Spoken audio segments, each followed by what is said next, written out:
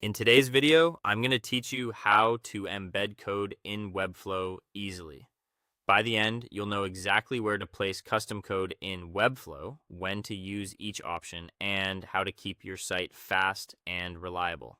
First, open your Webflow dashboard, choose the site you want to work on, and head into its project settings. This is the control room for anything that affects your entire project. Once you're there, look for the custom code area. That's where you'll add code that should apply site-wide, and it's split into two main parts, head code and footer code. Let's start with head code.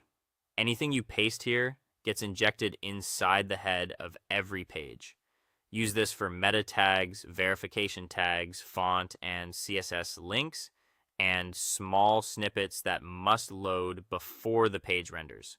If you're adding CSS, wrap it in style tags.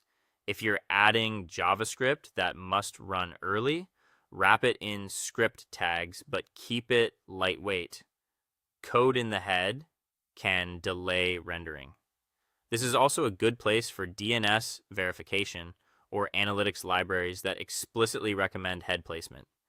Keep things organized with clear comments so you know what each snippet does later. Next, the footer code area appears just before the closing body tag on every page. This is ideal for scripts that don't need to block the initial render. Think analytics trackers, chat widgets, and feature scripts that can wait until content is visible. When possible, add async or defer to your script tags to improve performance. If a script relies on elements already on the page, placing it here ensures the DOM is available when it runs.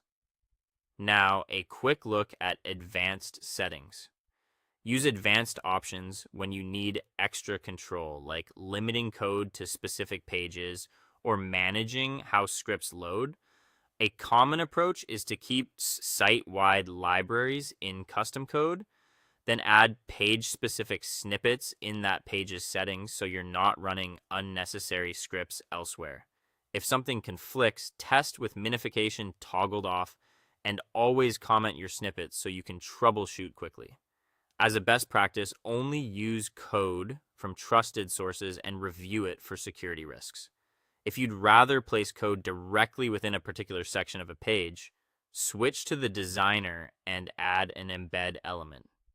Drag it where you want the code to live, paste your HTML, CSS, or JavaScript, and style around it like any other element. This is great for widgets, iframes, or small interactive features. Note that some scripts may not run in the designer preview. Publish to confirm everything works. When you're done, publish your site to apply changes. Congratulations.